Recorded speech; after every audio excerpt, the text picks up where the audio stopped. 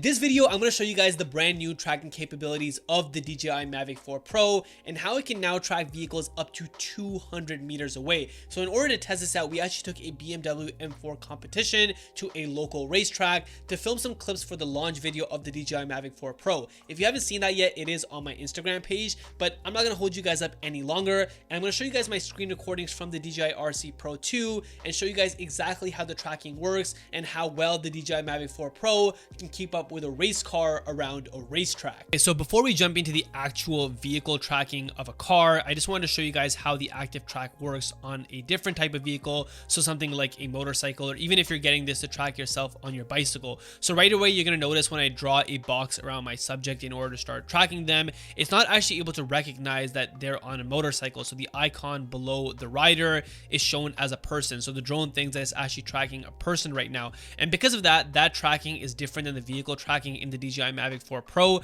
that can track you up to 200 meters away. It's not as sticky and it's not as accurate, and the distance for how far you can go from your subject is a lot shorter. So you are going to notice in some of these instances, the drone does tell me that I need to move closer to my subject in order to continue the tracking, even though I am pretty close to them. So that's just something that you want to note if you are getting this drone to track yourself on a vehicle like a motorcycle or a bicycle. It is definitely going to be a lot different than tracking yourself in a car. It's not going to be as sticky, and the drone is not going to be able to keep up with you at super high speed. So right here, I believe the bike was doing around 30 kilometers an hour maybe, and even then the drone was still a pretty safe distance from them, and I still got that warning notification that I need to move closer to them. So again, that's just something to note if you're going to be tracking something other than a car using this new feature. Okay, now let's jump on to the actual track where we're going to be tracking this BMW M4 Competition as it goes around for a lap. So again, the method is the same. I'm going to go ahead and draw a box around the vehicle to start the tracking, but this time I'm going to be in spotlight mode. So we're not using the ActiveTrack. And essentially what spotlight does is that it centers the vehicle or the subject for me, but I'm still going to be the one that's controlling the drone. So you still have to fly manually yourself.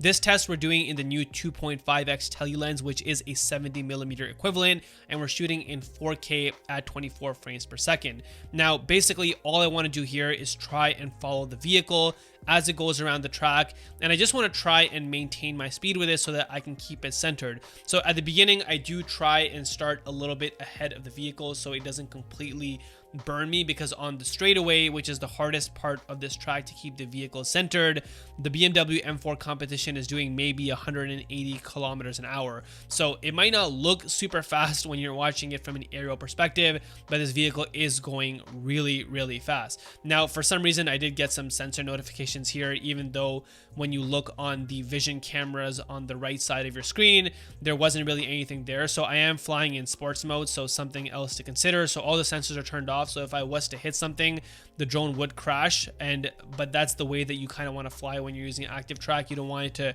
jerk or anything like that. So you do want it to be pretty confident of your surroundings, and you want to know what's around you. But you're gonna notice that on the straights, when the vehicle does get far away, it is hard for the drone to keep up. But even when it's punched into the 2.5x zoom lens, which is again 70mm, I think the drone does an excellent job of maintaining the vehicle in the center.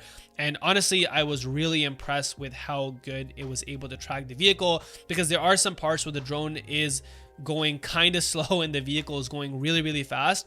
And so for the drone to be able to keep up with the vehicle and be able to track it like this is honestly incredible. And again, like I said previously, with this feature, you can track the vehicle from up to 200 meters away. Here you're gonna notice that I almost lost it, but I was able to keep it in frame, and the ActiveTrack does the best that it can to try and move the gimbal as quickly as possible. So that's really the only way that you're going to lose it, if the gimbal is too slow in its speed to be able to move with the direction the vehicle is going at. Now, in most tracking scenarios, this is not going to be an issue, but again, we're on a track with a BMW M4 Competition, and I was really pleased with how the tracking was able to keep up with this vehicle during the entire lap. Now, I know that there are going to be some people that are going to complain that, hey, the vehicle was not centered the entire time, even though I did mention that it was a BMW M4 Competition and we were going around a racetrack. So obviously the car is going really, really fast, but here's a much more slowed down scenario. So we were getting a couple of rollers of this motorcycle, and we had a couple of guys shooting out of this much slower vehicle, not on a racetrack. And I turned on the grid lines for this test, and you're going to notice that the center box is where the vehicle is centered the entire time during this entire tracking scenario. The DJI Mavic 4 Pro does an excellent job of making sure that it's centered. And obviously this is a much more realistic, slowed down tracking scenario for what you would use the vehicle tracking for. And again, it's almost perfectly centered the entire time. So like I said before, unless you're taking a race car to the track, the ActiveTrack is almost bulletproof and is going to keep your vehicle centered the entire time. And even with a vehicle on the track, like you saw in the previous example, it still does an excellent job of keeping up with it, even at large distances, which is the entire point of this new DJI Mavic 4 Pro tracking for vehicles. Okay, now we're back on the track with the BMW M4 Competition, and this is a much more difficult tracking scenario. So you're gonna notice that this time we're actually in the 6x lens. So this is the most punched in new zoom lens on the DJI Mavic 4 Pro, which is 168mm equivalent. In my opinion, this is the best lens to track vehicles in, because that punched in look that you get with all the compression and all the motion blur around the vehicle just looks absolutely amazing. We are filming in 4K 100 frames per second in this 6x lens, which again is a new mode in the DJI Mavic 4 Pro,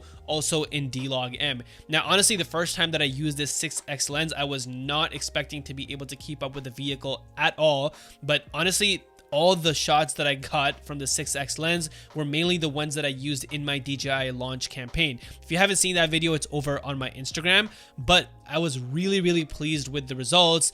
And again, like I said, these are some of my favorite shots. Now, this is the lens that you're most likely to lose the vehicle in, and that's because it's just so punched in, and the gimbal has to be able to track the vehicle and move along with the speeds of the car. So there's only really two ways that you're going to lose it: if the vehicle goes underneath you too quickly, or if it just basically outpaces you in the frame. So here I was going along with the vehicle and I thought that I was going to lose it, but I was able to keep up, and this right here ended up being one of my favorite shots, and it is the shot that I used in the campaign. But I believe that on this next turn coming up, or the one after this, I did lose the vehicle at some point, so not to spoil this tracking for you. So again, the tracking is not bulletproof. It's definitely possible to lose vehicles, but for the most part, I was really pleased. And over here, this is the mistake that I made. I thought the driver was going to come out because the lap was ending, but they decided to go for another lap, and right here is the straightaway, and I wasn't ready for that. I didn't get the drone in position, and so it just drove out of frame, and the ActiveTrack did lose the drone,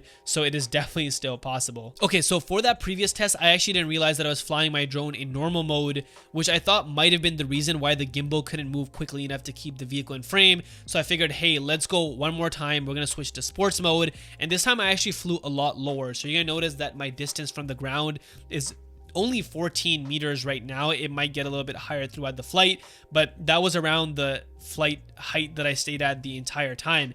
And I actually really like this look a lot better. I find the lower you are, the better the tracking shots look. Now, obviously, this is a little bit more difficult and a little bit more sketchy in sports mode because all the sensors are turned off. You might crash, but look at these shots. They look absolutely incredible, especially around these turns. These are some more of the shots that I ended up using in the release campaign, and I was really happy with it. You notice the sensors go crazy there, and obviously there's nothing around, so a little bit of a false or phantom prediction there.